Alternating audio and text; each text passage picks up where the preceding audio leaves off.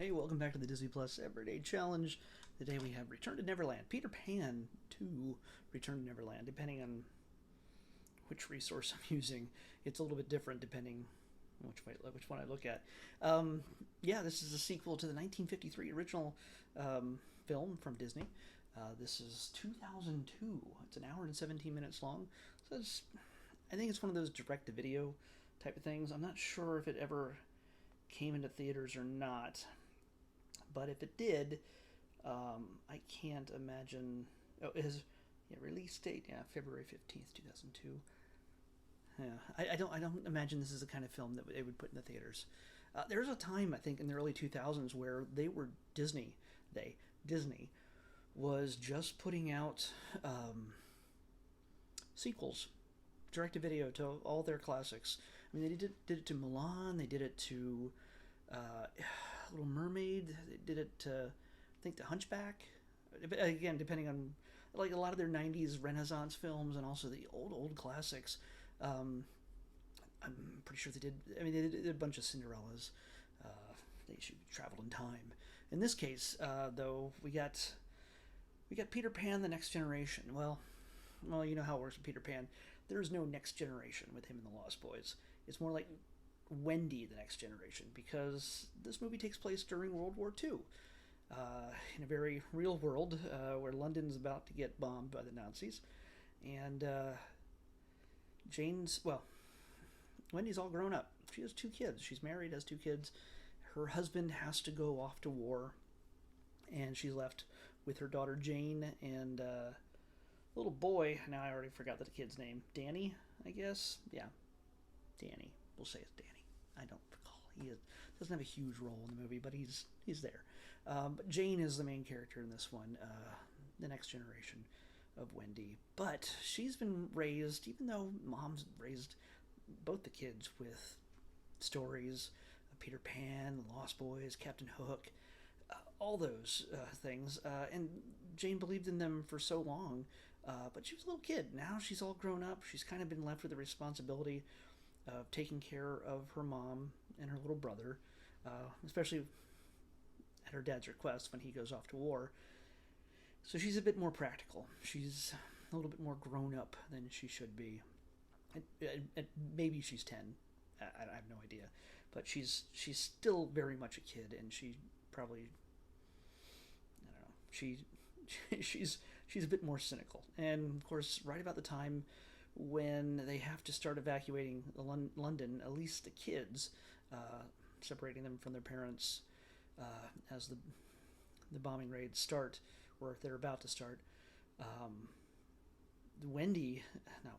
Jane is woken suddenly by the appearance of a shadowy figure with a hook, and she's taken away by Captain Hook in his ship and taken to Neverland, where she runs into not only him. He believes he's just kidnapped Wendy.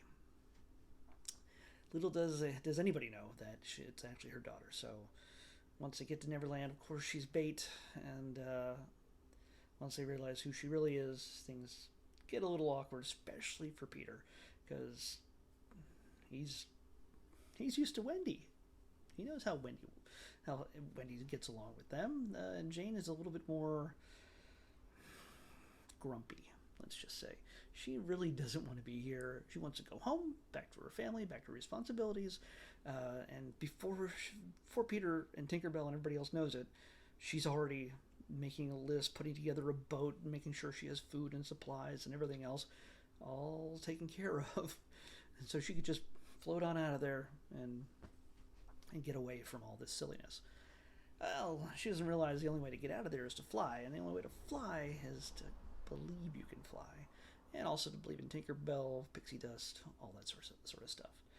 The Lost Boys kind of like her to stick around because she seems nice, and they like anybody. They're just nice, obnoxious kids. So she's looking to get out of there any way she can, and she's even willing to make an alliance with somebody she probably shouldn't. That's about all I'm going to tell you about that, but odds are most of you have not seen this movie. It's direct to video. You've seen the classics, and unless you're a super huge Peter Pan fan, you're not going to have bothered to see this or rent it on video when it was on VHS, or even watch it when it was probably rerun some Saturday afternoon on Disney, on the Disney Channel. It's just not something that people go out of their way to find. And surprisingly, it's better than I thought it was going to be. Usually these direct-to-video movies just kind of get crapped out, and it's not great. Let's just say it's not great, but it stays within the spirit of the original. Jane has to come to terms with who she is. She's just a kid, and she has to let go of some of the responsibilities, some of the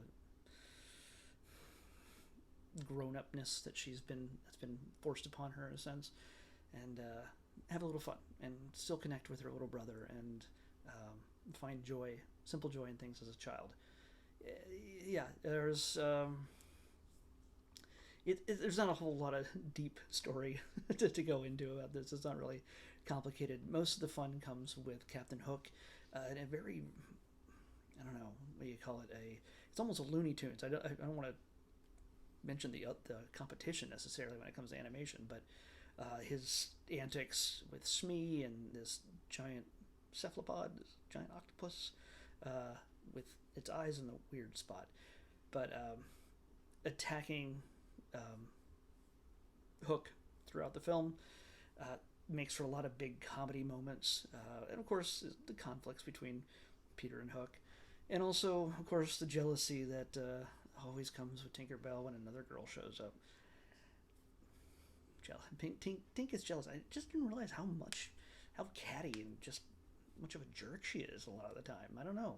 That's just me, but she seems unpleasant.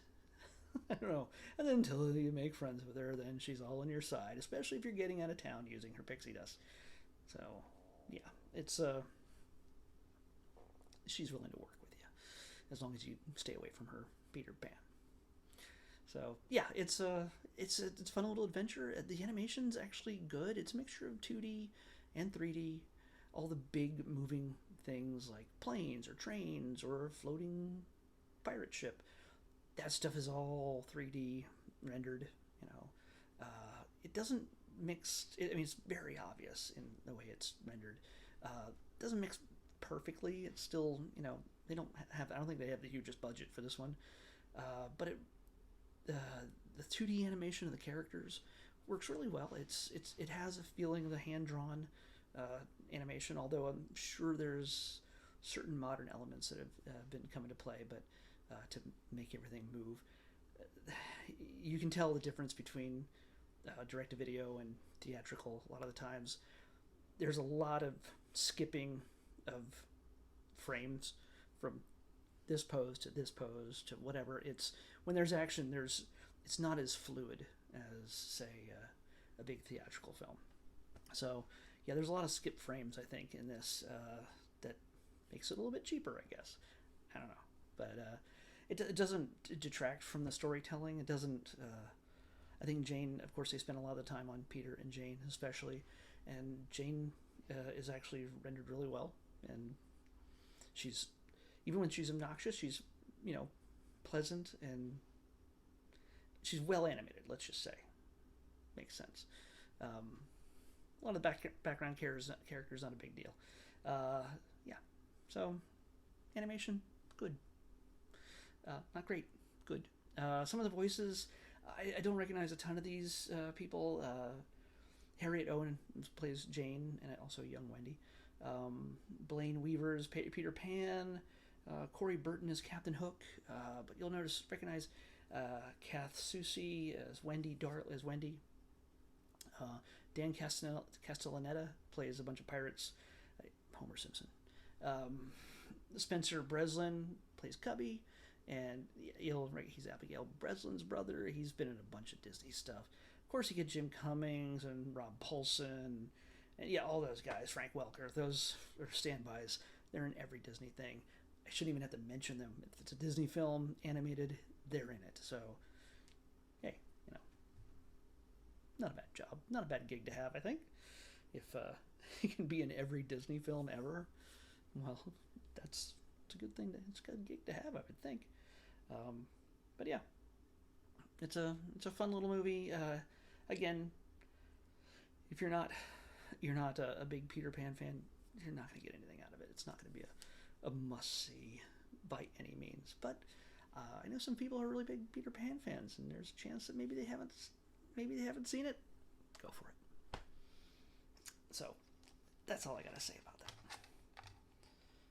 that. The music was all right. There was BB Macta's "Do You Believe in Magic" cover.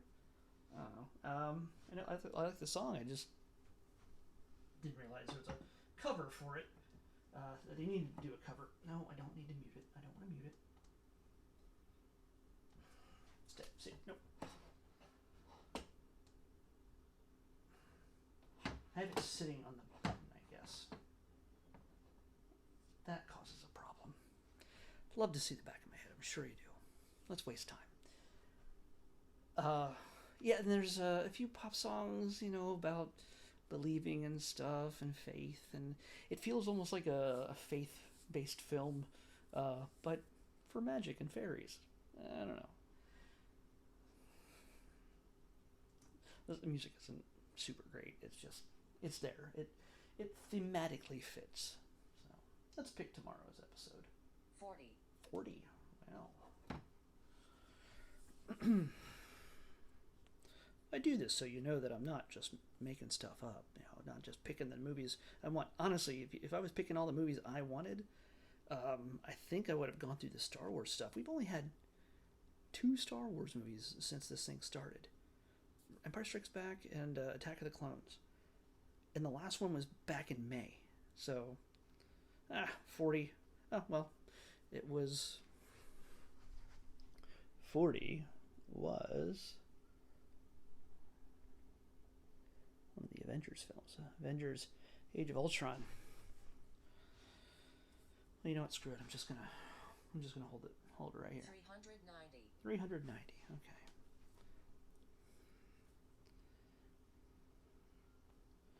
Almost back to the 400s.